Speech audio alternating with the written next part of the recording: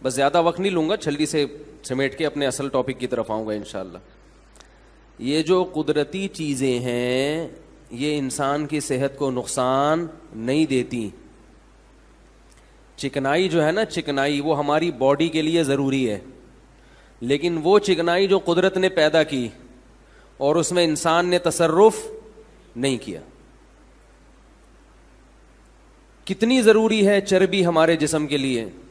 جو چربی آج کل گوشت کٹواتے ہیں تو اس میں چربی بالکل الگ کر دیتے ہیں, کیونکہ ایک پروپیگنڈا ہے, نہیں چربی نہیں کھانا, کولیسٹرول بڑھ جائے گا, نہیں فیٹ پیدا ہو جائے گا, یہ ہو جائے گا, وہ ہو جائے گا.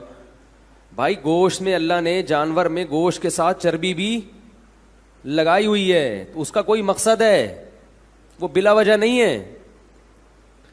وہ چربی وہاں سے بالکل ہٹا دیتے ہیں اور الگ سے ڈبے کا آئل لا کے اس میں گوشت ڈال کے, ارے بھائی میں پاگل ہو گیا ہوں کیا؟ ٹھیک ہے. یا تو مجھے لوگ کہتے ہیں ساری دنیا بیوقوف ہے. بھائی ساری دنیا کون سا ریسرچ کر کے چیزیں کھا رہی ہے؟ بس کھا ہی رہی ہے نا. کمپنیوں نے جو دے دیا کھا لیا, مدذلہ لا لیا, جو ملا کھا لیا. ہم لوگ ایڈورٹائزمنٹ پہ جا رہے ہیں, چیزوں کی چمک پہ جاتے ہیں, ذائقوں پہ جاتے ہیں. چربی میں ایک عجیب سی تھوڑی سی ہیک محسوس ہوتی ہے. کوکنگ آئل ایسے چمکتے ہوئے شیشے کی طرح, کیا صاف پیور آئل ہے, لوگ اس کو دیکھتے ہیں. تو ہم کیا حماقت کرتے ہیں گوشت خریدتے ہوئے, جو رواج یا جو چکنائی قدرت نے گوشت کے ساتھ پیدا کی ہے تاکہ گوشت اس میں پکے, اس کو آپ نے کاٹ کے الگ کر دیا اور پھر قدرتی چکنائی سے جان چھڑائی اور گوشت کو کوکنگ آئل میں آپ نے پکا کے بیڑا غرق کر دیا. اللہ بھی کہتا ہوگا کہ نالائق, جو آئل میں نے تیرے لیے پیدا کیا وہ تو نے ہٹا کے الگ کر دیا, اور جو کمپنیاں پیدا کر رہی ہیں اس پہ تو ایمان لا رہا ہے. شرک نہیں ہے یہ, لیکن ایک قسم کا اس میں شرک کا شائبہ ضرور آتا ہے کہ جو قدرت پیدا کر رہی ہے اس پہ ایمان نہیں ہے. جو ڈبے پیدا کر رہے ہیں اور کمپنیاں پیدا کر رہی ہیں اس پہ یقین ہے.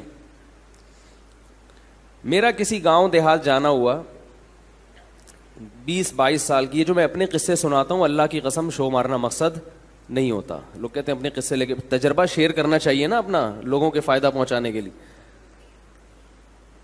تقریباً 20-22 سال کی عمر تک میرا معدہ بالکل بھی صحیح کام نہیں کرتا تھا. بہت سخت بیمار ہو گیا تھا میں. معدے یعنی ایک بچپن میں بیماری ہوئی تھی معدے کی, علاج کرا کے تھک گیا تھا. ڈاکٹروں کا, حکیموں کا, بہت کچھ کیا لیکن فائدہ نہیں ہوا. تبھی مجھے یہ تو بہت سارے تجربے ہیں نا, یہ اپنے اوپر ہی آئے ہوئے ہیں طب کے. لوگ کہتے ہیں نا یہ اتنی نالج کہاں سے, بہت سے اپنے اوپر ہی تجربے ہوئے ہوئے ہیں. میرا کسی گاؤں جانا ہوا, یہ جو کوئٹہ سے آگے چمن ہے, چمن کے قریب کوئی گاؤں تھا, وہاں دورے ہوا کرتے تھے صرف کے, نحو کے. طلبہ جاتے ہیں دورے کے لیے 1-2 مہینے کے لیے. تو میں 2 مہینے وہاں رہا. اس گاؤں میں ایک پرابلم یہ تھی جو بڑی اچھی پرابلم تھی, اللہ کرے سب جگہ یہ پرابلم ہو, کہ وہاں کوئی مصنوعی چیز نہیں تھی.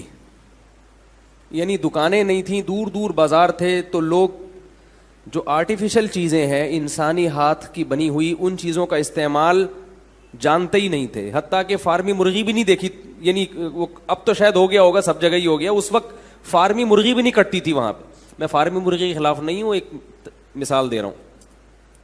یعنی یہ بتانے کے لیے کہ وہ بالکل نیچرل لائف پہ تھے وہ لوگ. ہم جب وہاں گئے تو وہ اکرام بھی کرتے تھے طلبہ کا, اکرام ایسا کہ وہاں روزانہ دمبے کٹتے تھے. کیا کٹتا تھا؟ دمبا. اور دمبے میں اللہ نے چربی ایکسٹرا پیدا کی ہے. چکی والا دمبا نا, اس کو تو ہے ہی چربی. وہ تو اللہ نے الگ سے دمبے کا گوشت پکانے کے لیے پورا گھی کا ڈبہ اللہ نے اس کے پیچھے لگا دیا. وہ اس لیے نہیں لگایا کہ کاٹ کے پھینک دیں اس کو. وہ ساری زندگی وہ دمبا اپنا بوجھ اٹھا کے گھومتا ہے تاکہ میں جب کٹوں تو یہ انسان کے پیٹ کی زینت بنے. اور ہم اسے اٹھا کے کیا کرتے ہیں, نہیں اس کو نہیں کھانا. تو وہ دمبے کی جو چربی تھی اسی چربی میں وہ گوشت پکاتے تھے. مجھے بڑا افسوس ہوا پہلے دن میں نے کہا یار ہمیں تو وہ تیل ہضم نہیں ہوتا, اور یہ ہمیں دمبے کی چربیوں میں گوشت پکا کے جو شوربہ ہوتا تھا نا سالن, وہ چربی ہی پگھلی ہوئی ہوتی تھی. اللہ کی قدرت, ہم نے جب کھانا شروع کیا تو ہمارا پیٹ ایک دم سیٹ ہو گیا.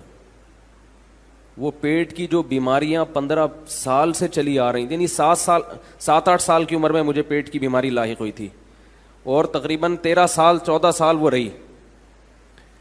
وہ جو 12-13 سال بیماری رہی پیٹ کی, وہ 2 دنوں میں بولو بھائی ختم, ہضم ہونا شروع ہو گیا. پھر اس کے ساتھ وہ لوگ سردیاں بھی تھیں, ٹائٹ خاندانی قسم کی سردی پڑتی ہے وہاں پہ, تو وہ بادام پستے بھی رکھا کرتے تھے. بادام ہم کراچی میں کیسے کھاتے ہیں, 11 بادام صبح نہار منہ, 12واں کھایا تو حکیم کہتا ہے پھر میری کوئی ذمہ داری, ایسا ہی ہوتا ہے نا. ہم پوری پلیٹ کھا جایا کرتے تھے بادام کی, جیسے چلغوزے کھا رہے ہوں, ایسے کھائے. 2 مہینے ہم نے کھایا ہے دمبا اور اس کی چربی ایسے اٹھا کے, یہ جو ٹکڑے ایسے کھا جاتے تھے جو ثابت رہ جاتی تھی. جب میں 2 مہینے کے بعد واپس کراچی آیا ہوں تو ٹماٹر میں اور مجھ میں کوئی فرق نہیں. لوگ یہ کہہ رہے تھے کہ یہ وہ نہیں ہے. کسی نے تبصرہ کیا سردی کی وجہ سے ورم آ گیا ہے, کیونکہ یقین نہیں آ رہا تھا کہ 2 مہینے میں کوئی اتنا لال سرخ ٹماٹر بھی ہو سکتا ہے. اور جس دن میں یہاں آیا ہوں رمضان تھا, میں آیا ہوں, میں نے اپنے گھر میں جو افطاری کی ہے وہ پہلا کھانا تھا 2 مہینے بعد. افطاری کے بعد میرا پیٹ بولو بھائی خراب. میں نے کہا یہ کیا ہو گیا, یہ تھا تیل. کیا تھا بھائی؟ ٹھیک ہے آپ کا نہیں ہوتا ہوگا, میں یہ نہیں کہہ رہا ہر ایک پر, لیکن اس سے یہ تو پتا چل رہا ہے کہ یہ انسانی صحت کے لیے نقصان دہ. کسی پر زیادہ اثر ہو رہا ہے, کسی کا پیٹ خراب ہو رہا ہے تو کسی کی دوسری چیزیں خراب ہو رہی ہیں. جو پیٹ نہیں خراب کر رہا تو کچھ اور خراب کر رہا ہے پھر یہ. اب میں قرآن و حدیث سے اس کے دلائل لیتا ہوں. بات آ رہی ہے؟ اب میں کس سے دلائل لیتا ہوں؟ قرآن سے, اللہ کے کلام سے زیادہ سچا کلام کس کا ہو سکتا ہے میرے بھائی؟ اللہ کے کلام سے زیادہ کوئی کلام سچا ہو سکتا ہے؟ میں نے ایک دفعہ بیان کیا تھا اسلام اور صحت پارٹ 1 اور پارٹ 2, اس میں صرف قرآن سے دلائل دیے تھے کہ صحت کے حوالے سے قرآن اور سنت میں جو ہمیں چیزیں ملتی ہیں وہ 100% اس تحقیق کے مطابق ہیں جو آج میڈیکل سائنس. چند چیزوں میں اختلاف ہے, میڈیکل سائنس اس سے بھی رجوع کر لے گی. 1-2 چیزیں جس میں میڈیکل سائنس کا اور قرآن کا اختلاف ہے, لیکن جہاں 99 چیزیں میڈیکل سائنس نے مان لی ہیں وہ 1% بھی انشاءاللہ مان لے گی, کیونکہ اللہ کے علم سے زیادہ کسی کا علم نہیں ہو سکتا. وہ کیا تھا؟ قرآن مجید میں آتا ہے حرمنا علیہم شحومہما, ہم نے بنی اسرائیل پر, یہودیوں پر ان کے گناہوں کی وجہ سے اونٹ کی چربی کو حرام کر دیا تھا. گناہ کی وجہ سے جو چیز حرام کی جائے وہ مصیبت ہوگی یا نعمت ہوگی؟ نعمت ہوگی نا. نعمتیں چھینی جاتی ہیں گناہوں کی وجہ سے. دیکھو آپ سے کوئی گناہ ہوا تو آپ پر یہ نہیں ہوگا کہ اس گناہ کی سزا یہ ہے کہ تمہیں جو ہے اب وہ نقصان دہ چیزوں پر پابندی ہے, اب تم چینی کے بجائے شہد کھاؤ گے. تم سے چونکہ جرم ہوا ہے لہذا اب چینی تم سے چھین لی جائے گی اور کیا کھلایا جائے گا؟ شہد. تو آپ بولیں گے بھائی یہ تو بڑا اچھا گناہ ہے بھائی. ہاں یہ ہو کہ آپ سے کوئی گناہ ہوا, اللہ نے شہد کی نعمت چھین لی اور چینی پہ لگا دیا, یہ سمجھ میں آتا ہے. ہمارے حضرت مفتی رشید احمد صاحب فرمایا کرتے تھے کہ یہ گناہوں کا وبال ہے کہ اللہ نے چائے سے ہٹا کے ہمیں کس پہ لگا, دودھ سے ہٹا کے ہمیں کس پہ لگا دیا؟ چائے پہ. دودھ اور لسی سے ہٹا کے کہاں لگ گئے ہم لوگ؟ چائے پہ. تو اللہ فرماتے ہیں بنی اسرائیل سے ایسے بڑے بڑے جرائم ہوئے تھے یہودیوں سے کہ ہم نے اونٹ کی چربی ان پر حرام کر دی. اس سے پتہ چلا ہے کہ یہ بڑی نعمت کی چیز تھی اونٹ کی چربی, جو اللہ نے گناہوں کی وجہ سے بنی اسرائیل پر حرام کر دی. گوشت حرام نہیں کیا, کیا حرام کر دی؟ اس کا یہ مطلب نہیں کہ گوشت تو اصل ہے, وہ چربی تو اس میں تڑکا لگانے کے لیے. اب ایسا نہ ہو کہ آپ گوشت میں چربی پکا کے کھانا شروع کر دیں فضائل سن کے. گوشت اصل ہے, اس میں تڑکا کس کا لگے گا؟ چربی کا, کیونکہ اللہ نے گوشت زیادہ پیدا کیا اور چربی تھوڑی پیدا کی, یہ بتانے کے لیے کہ یہ اس کے ساتھ ملی ہوئی ہے.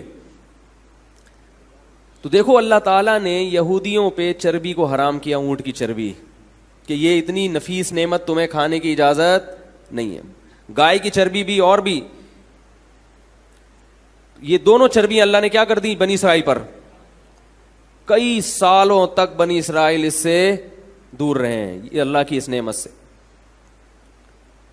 پھر جب رسول اللہ صلی اللہ علیہ وسلم نے چربی کو حلال کیا اور بتایا کہ یہ حلال ہے, تو بنی اسرائیل نے اعتراض کیا کہ یہ تو کیا ہے, حرام ہے, یہ نہیں کھا سکتے. تو اللہ نے بتایا کہ ہم نے ان کے گناہوں کی وجہ سے ان پر حرام کیا تھا, اصل میں یہ اللہ کی نعمت ہے, یہ حرام نہیں ہے. تو اس سے پتہ چلتا ہے میرے بھائی کہ قدرتی چیزوں کا کوئی آلٹرنیٹ نہیں ہے.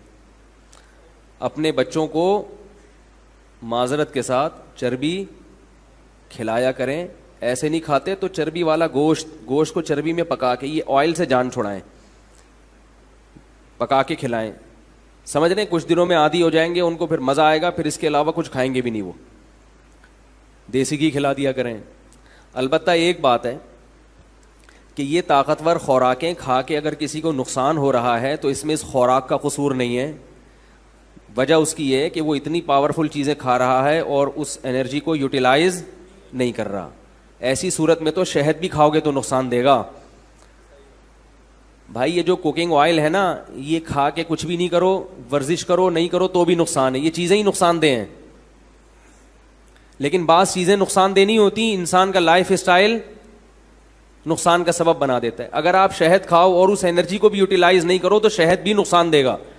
وہ تو ظاہر ہے جب کھاؤ گے طاقت آئے گی تو کچھ چلنا پھرنا پڑے گا نا, کچھ ہلنا. تو روٹی بھی کھاؤ گے تو نقصان دے گی. کیا خیال ہے, غلط تو نہیں کہہ رہا میں؟